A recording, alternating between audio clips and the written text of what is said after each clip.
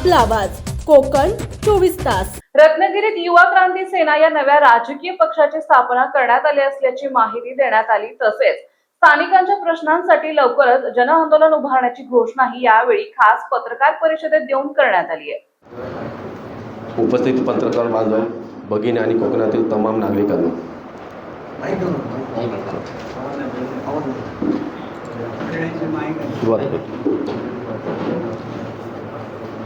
आज रत्नागिरीच्या या ऐतिहासिक पावनभूमीत आम्ही युवा क्रांती सेना या नव्या राजकीय पक्षाची अधिकृत स्थापना करीत आहोत। हा पक्ष केवळ राजकीय संघटनेचा जन्म नाही, तर कोकणच्या अस्मितेसाठी, स्वाभिमानासाठी, हक्कासाठी, रोजगारासाठी, निसर्गाच्या संरक्षणासाठी आणि स्थानिक युवकांच्या भविष्यासाठी लढण्यासाठी उभे राहिलेले एक जन आंदोलन आहे। हा पक्ष स्थापन करण्याच्या अगोदर आम्ही एका राजकीय पक्षात 17-18 वर्ष काम करत होतो।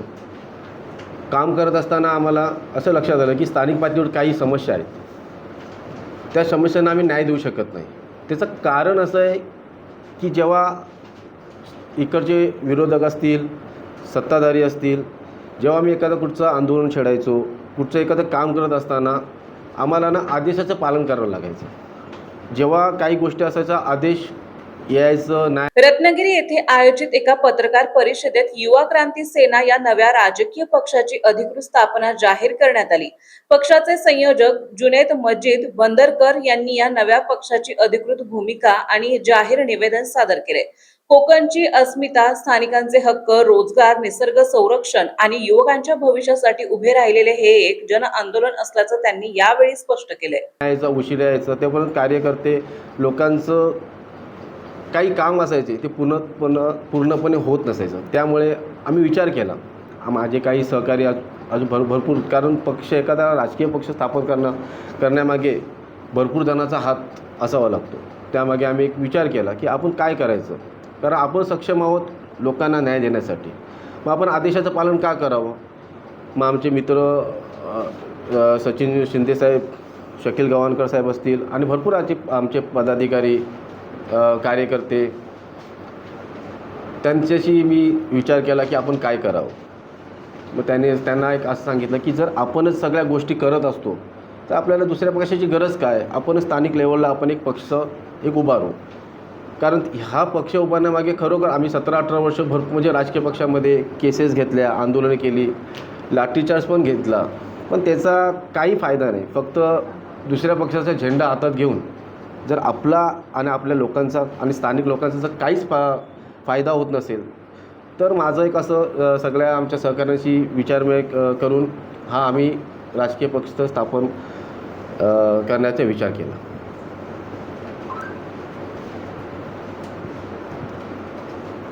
छत्रपती शिवाजी महाराज, छत्रपती संभाजी महाराज आणि बाबासाहेब आंबेडकर यांच्या विचारधारांवर आधारित हा पक्ष काम करणार असून यामध्ये कोणत्याही प्रकारची हायकमांड संस्कृती नसेल आणि सर्व निर्णय प्रक्रिया स्थानिक कार्यकर्त्यांच्या सहभागातून होईल असा दावा करण्यात आला आहे।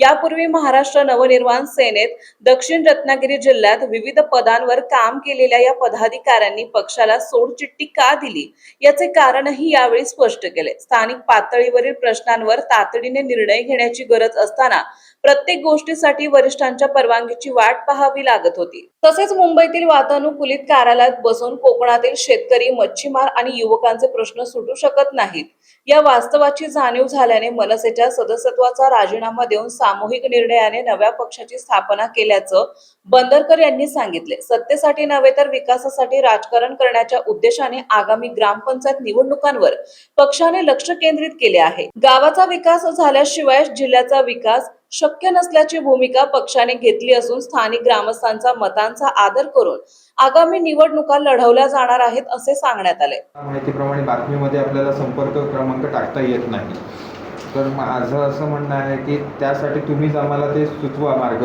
की जेणेकरून त्या गावागावातल्या तळागाळातील लोकांपर्यंत आम्हाला आमचे संपर्क जातील। पण त्यांची कामं करून देणार हे 100%, ते तहसीलदारांकडचं असो, प्रांतांकडे असो किंवा कलेक्टरांकडचं असो, ती कामं आपण आपल्या लेवलपर्यंत ती करून देणार, पण त्यांच्यापर्यंत संपर्क पण जाणं गरजेचं असतं। आज तुम्हाला बऱ्याचशा गोष्टी अशा आहेत की लोकांना यायचं असतं, पण तिथे गेल्यानंतर कोणाला भेटायचं, काय करायचं हेच बऱ्याच जणांना माहिती नसल्यामुळे ते प्रॉब्लेम्स होतात.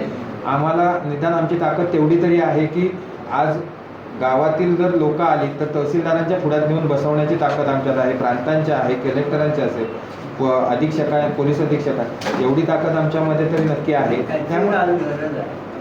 त्यामुळे आमचे नंबर कसे आपल्याला एक्सपोज करता येतील याचं तुम्ही आम्हाला जर तेवढं सहकार्य केलं तर ते बरं होईल. संपर्क आपण आता संपर्क कार्यालय चालू करणार आहोत, कारण आपल्या आता बाकीची प्रोसेस चालू आहे. आपलं शक्यतो संपर्क कार्यालय हे जयस्तंभावरतीच असणार आहे, कारण ते एक प्राईम लोकेशन आहे की सगळ्या तिथे, आणि आता कलेक्टर ऑफिसला तर सगळंच तिथेच येत आहे.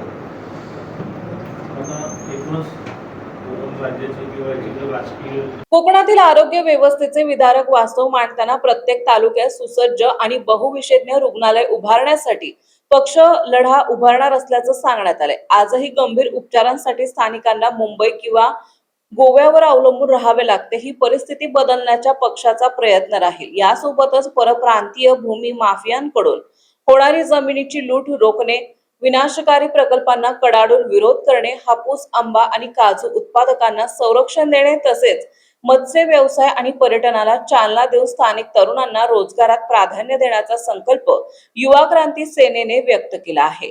नद्या, समुद्र किनारे आणि जैवविविधतेचे रक्षण करत पर्यावरणपूरक औद्योगिक विकासासाठी पक्ष यापुढे सक्रिय राहणार असल्याचं या पत्रकार परिषदेत स्पष्ट करण्यात आलंय. यावेळी सचिन शिंदे, शकील गावणकर आदी पदाधिकारी उपस्थित होते. प्रादेशिक पक्षांची अवस्था पाहता एखादा पक्ष स्थापन करणं आणि तो चालवणं ही तुमची सामाजिक भूमिका जरी असली तर ही कशा पद्धतीने तुम्ही हँडल करणार? आता पहिली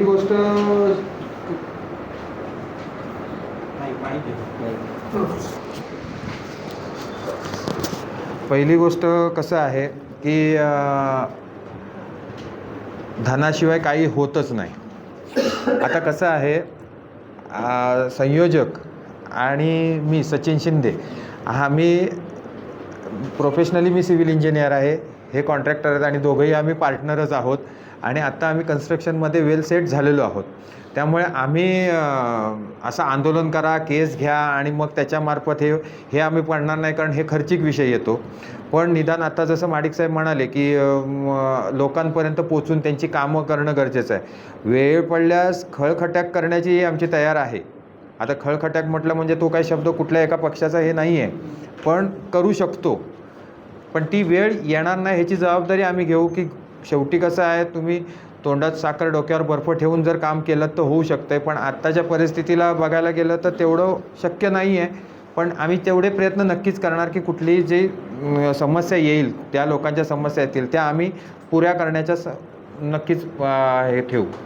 रत्नागिरी शहराचा पूर्णपणे किंवा जिल्ह्याचा पारदर्शक कारभार करताना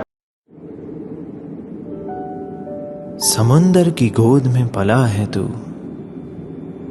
अंगड़ाई लेते ही लहरें शुरू, आज यौवन की मस्ती छोड़, ले चलता हूं तुझे एक नए मोड़, आजा तुझे माँ पुकारे अब, छेड़ देते हैं बीच से कुछ शरारत हंसी, गले लगा ले उसे ए फकीर, इंतजार कर रहा है तेरा तो, चल दे देते हैं उसे फसल की खूबसूरती तो, आजा तुझे माँ पुकारे अब, उन्हें भी देनी है एक नई पहचान, आजा तुझे माँ पुकारे अब.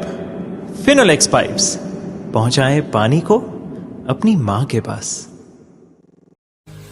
महाराष्ट्रातील तसेच कोकणातील महत्त्वाच्या बातम्या पाहण्यासाठी कोकण 24 तास न्यूज चॅनलला यूट्यूबवर सबस्क्राईब करा आणि बेल आयकॉन प्रेस करा.